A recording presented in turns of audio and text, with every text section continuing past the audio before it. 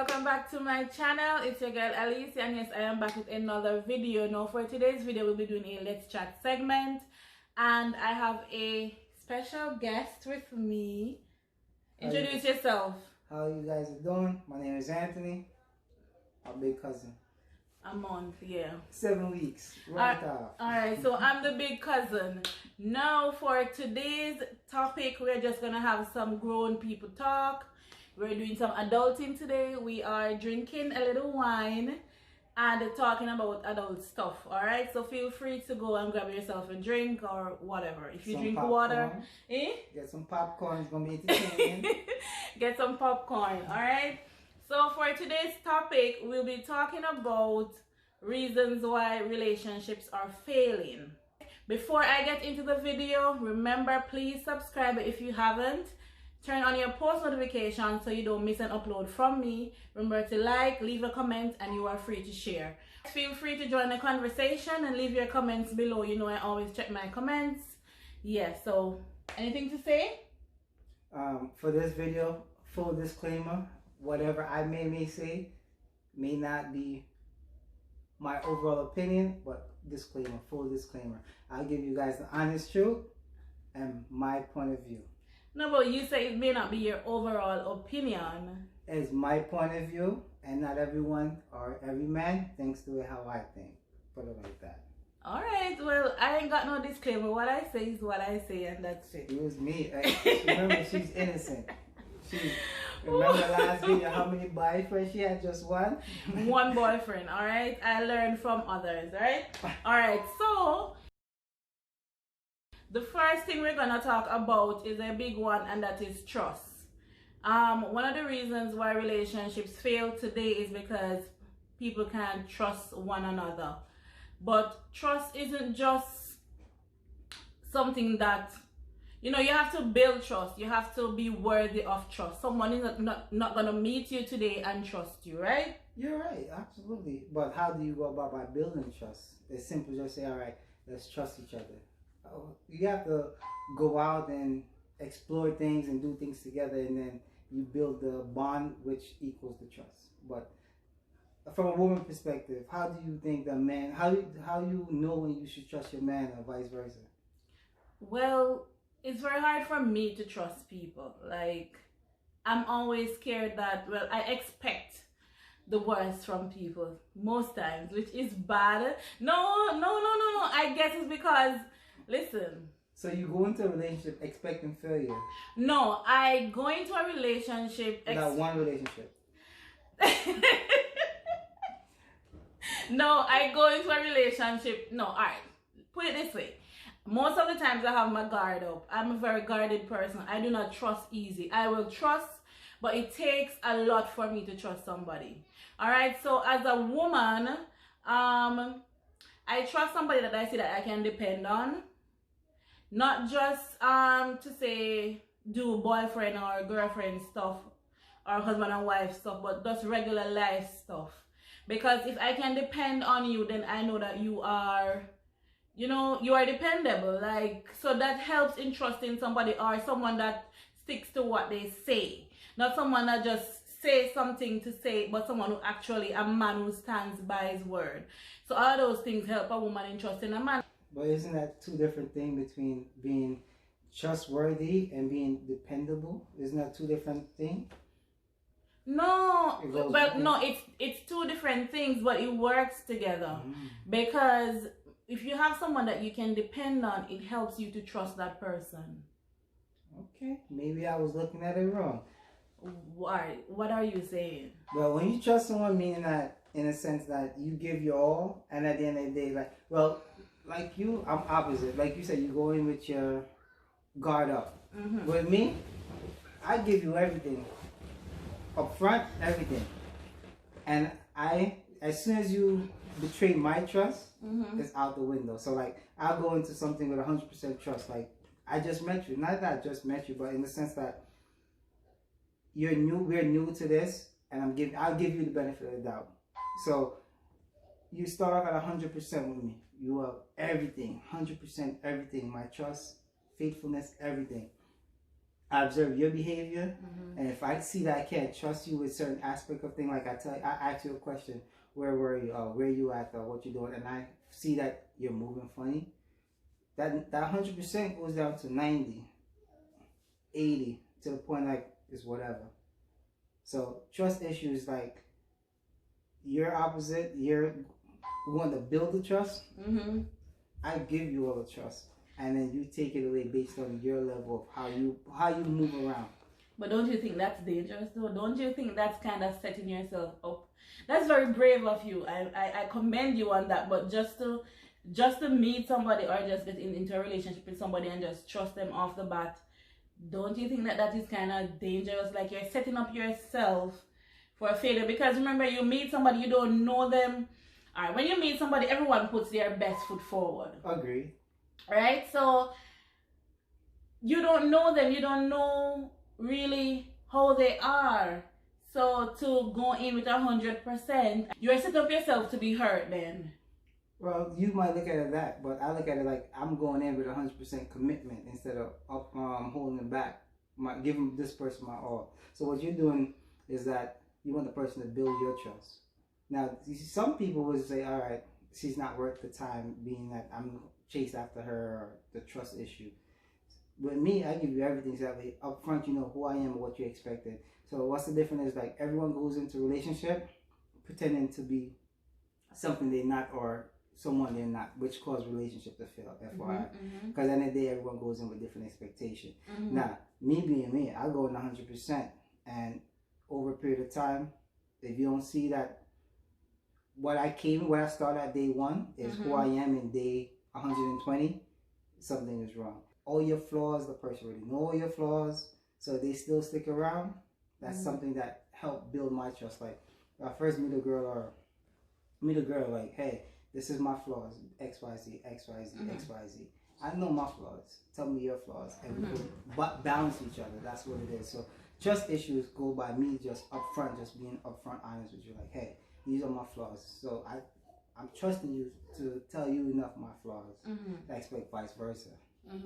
So if I don't get that vice versa, I mean that you're not 100% comfortable with yourself to know what your flaws in life No, I wouldn't say that you're not comfortable with yourself. It's just, it could be that you are guarded. Like, suppose you were hurt before, or suppose you're just not that type of person like myself to just trust off the bat. What is wrong with someone gaining your trust? There's nothing wrong with someone gaining your trust. Some guys look at it and say that's too much work. Like, no, but if I'm worth it, then agreed. Like, if you're worth it, some guys, but not a lot of guys are willing to. Nowadays, like females, there's so many females that's easy out there. So you meet that one person that's so difficult. Most guys would bend heaven and earth to get with you, but is the time really worth it when you can have Brenda over there, which is completely a 1, 2, 3 thing? Yeah, but what will Brenda offer? All right, so no, okay.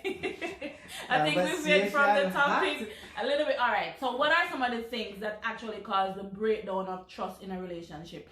You mentioned one where you say people go into relationship pretending to be something that you're not. So I guess like when the real them starts to surface, then the other person in turn loses trust in them, because they're like, this is not the person that I met, so can I trust what she said? And also on top of that is just lying overall, like not being truthful to yourself or to your significant other, your partner.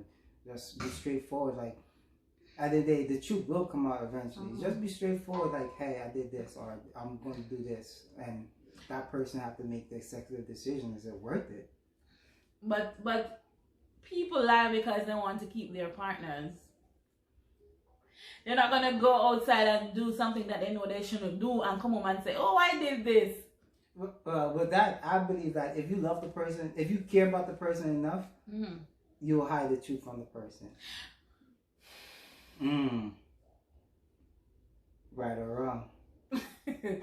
I think, no, I think lying says more about you as an individual than how you love the person. It says more about your character. First of all, you gotta figure out your partner and figure out which one your partner is. Like, am I lie to him, he will not find out, or she won't find out.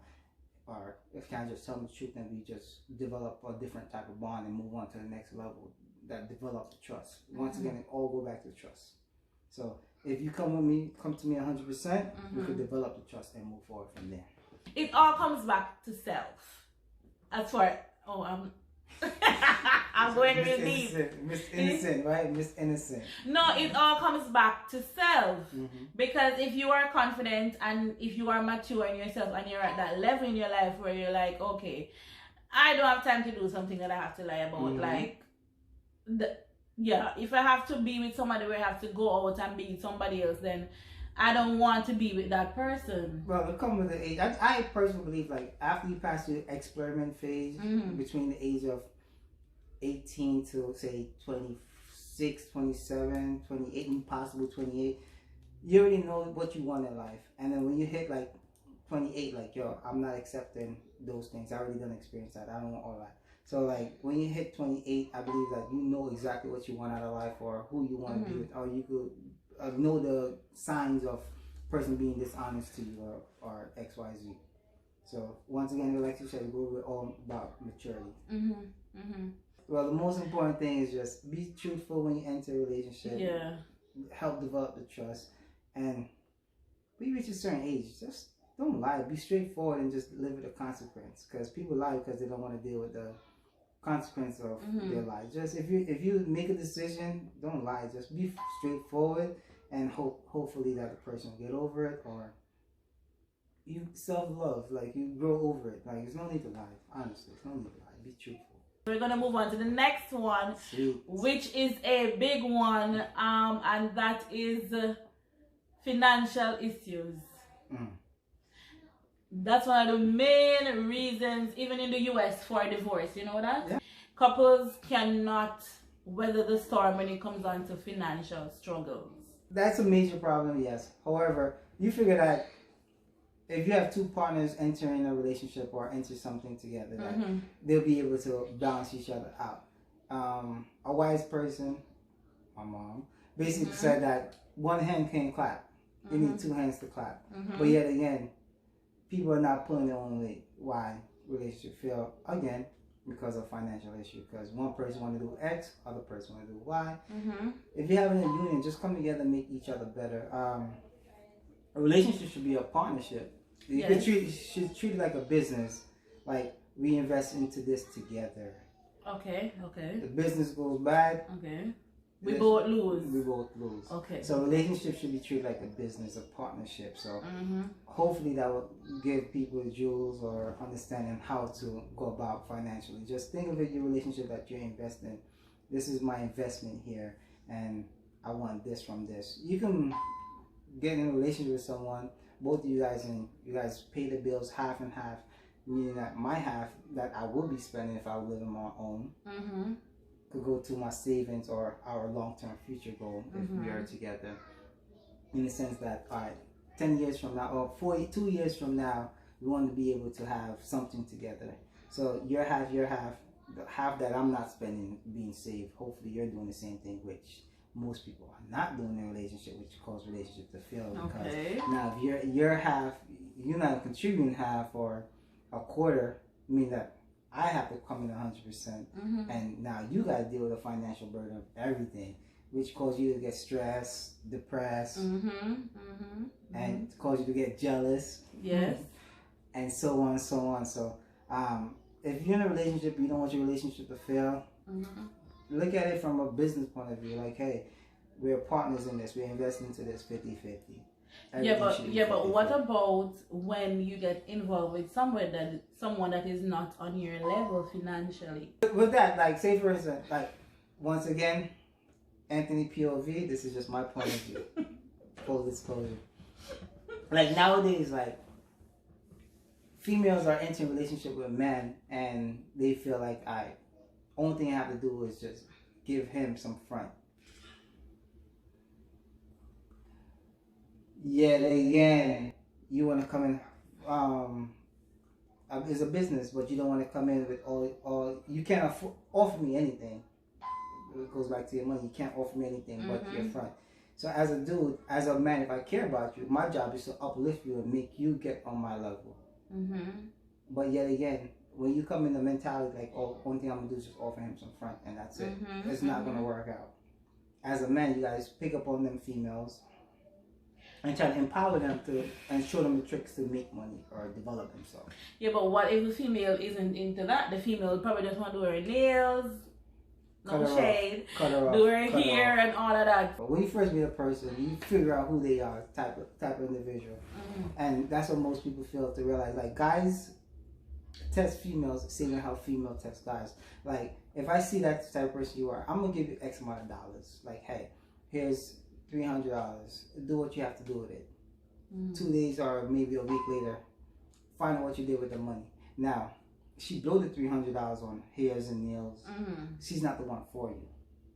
Because if you give her $300, she's supposed to learn how to make. Alright, I'm only going to spend $100 or $150 out of that and save the $150. So a real woman, yeah. If a female doesn't do that, for me, I ain't gonna make no disclaimer, but I'm a very independent person, so I find it very hard to depend on people, even a partner.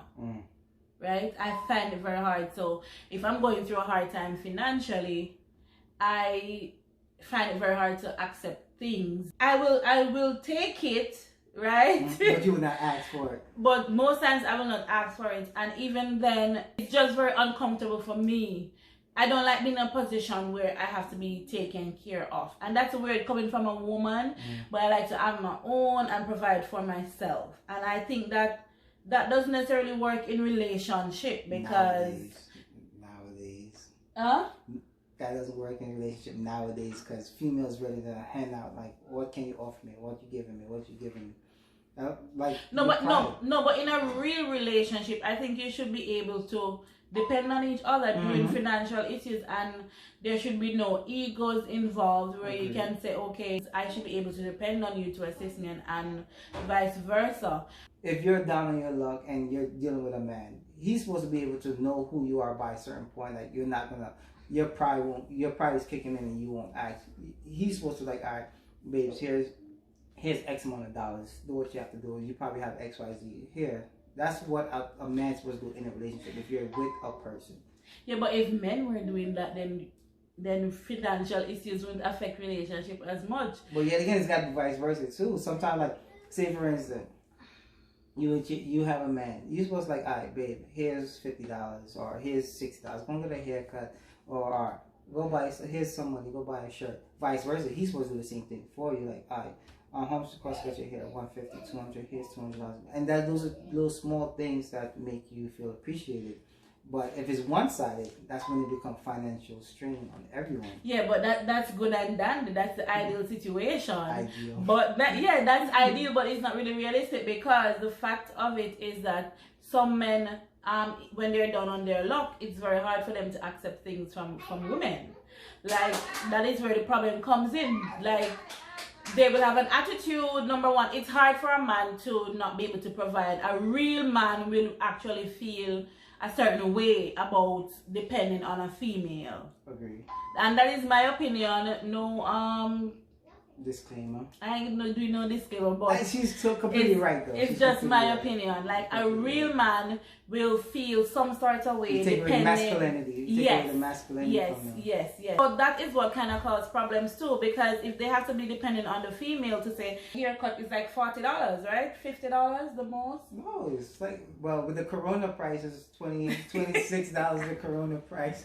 And you still gotta give like a good $3-4 tip to your barber. So you're talking about like a $40, $35. All right. So to be dependent on your woman to give you $35, that can really affect a man's ego.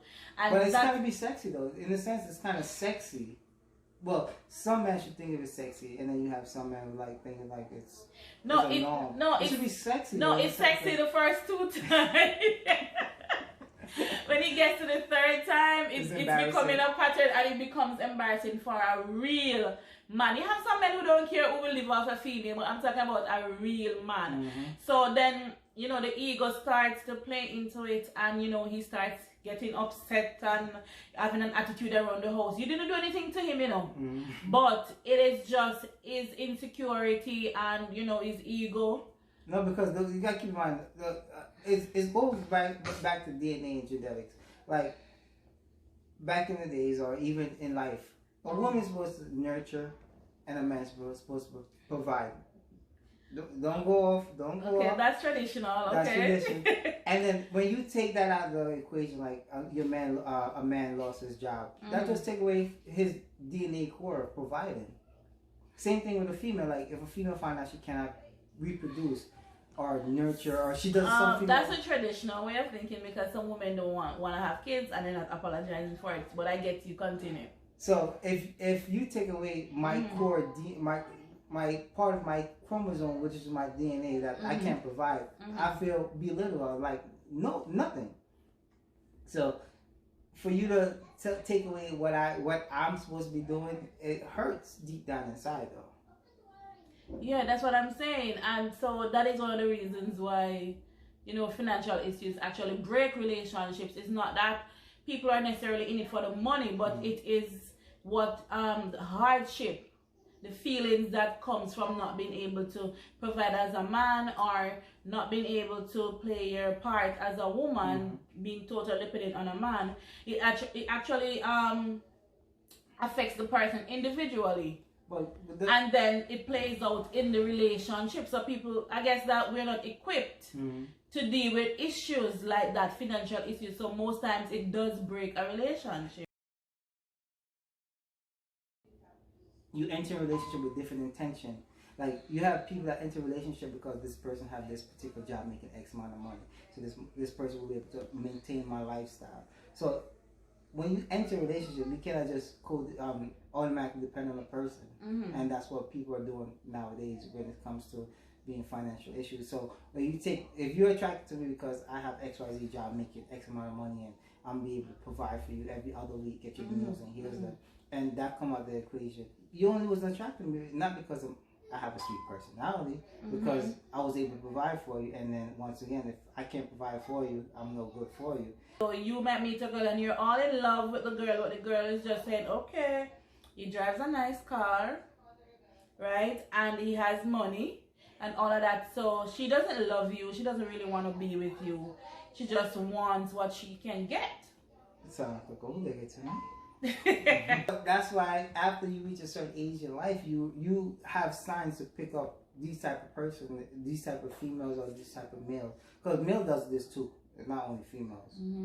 Male does this as well. So as an adult, you're supposed to be able to pick up on these signs and stay away from those people. People getting involved not because of love, but because of what they could gain, or because of status. Some people get married because, oh, everybody around me, I get married.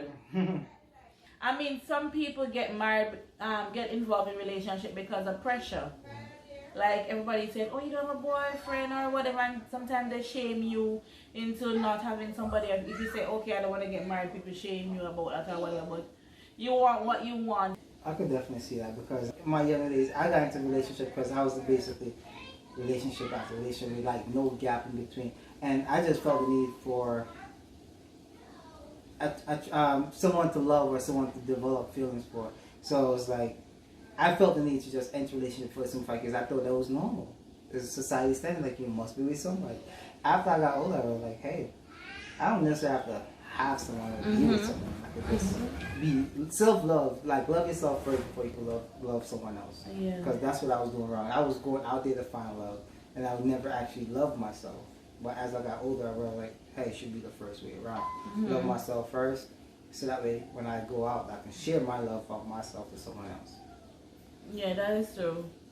So you enter a relationship because you actually care about the person and you want to be with the person. Exactly. And ensure that if you are feeling that way, try your best to find out if that person feels the same way. Don't rush into things because of pressure, or because you feel like, as you said, you should be in a relationship because that is what's expected of you. be with somebody because you want to be with them, else it won't last. It's gonna fail. But you can't let, because people are gonna say this or people are gonna say that, you're gonna run and get married. Because when I get married, I don't want to get divorced. Well, no one plans to get divorced. Honestly, no one plans. You go in with your best intention. What goes back to your first argument is that you build your guard up from the start. So you go into marriage hoping for divorce? No, I don't. Marriage to me is sacred. Not marriage to me is very sacred. Agreed. It should be. That's one thing to me that is very sacred. So when I do get married, I plan to stay married. So question. What is there in a marriage to keep a marriage? What? What would you say to keep a marriage? Like, you get into a marriage. What do you think the role is of each individual partner? It's like that's a whole different topic. No, we just discussed in this. I would say that to keep a marriage, it is more about individuals than coming. Alright, you have to be whole as a person. Yes, it's nice to have somebody that supports you and somebody that you can depend on to, you know, be your backbone. But first of all, I think it's way too much to burden or pressure to place on somebody else to work on your flaws or to make you happy. I think that as an individual, you should find your own happiness in yourself and find your own strength. That person being there should be a bonus. It's too much to say the person is responsible to make you happy. You're right. I'm not supposed to be like that. You're supposed to make yourself happy. You're supposed to know how to make yourself happy. You don't need no one else or nothing. You can sit down in a dark room. You're supposed to sit down by yourself and be able to enjoy your company by yourself. You don't need XYZ around you to be satisfied, be content. You're supposed to be able to love yourself and make yourself have fun by yourself. And be a whole. Back to the question that you asked me about what I think marriages, going into marriages. Yeah, be a whole individual. As I said, I think marriage, and this is just my personal opinion, is more about the individuals going into the marriage than the marriage itself. Because if you are whole as a person and you know who you are and you've both been truthful and you're true to yourself, I know what I want, you know what I want, we are on the same page, we're mature individuals, I think it makes it better. You're secure in yourself. When you have dealt with your personal demons and you don't bring it into the relationship, you are secure in yourself. I think when two whole people come together, it works better more than you are half, I'm half, and I'm looking for somebody to fix me. Bearing in mind that person have their own demons to fix. So when you go into, you have to be mentally ready for all that, because marriage is work. It's not just marriage.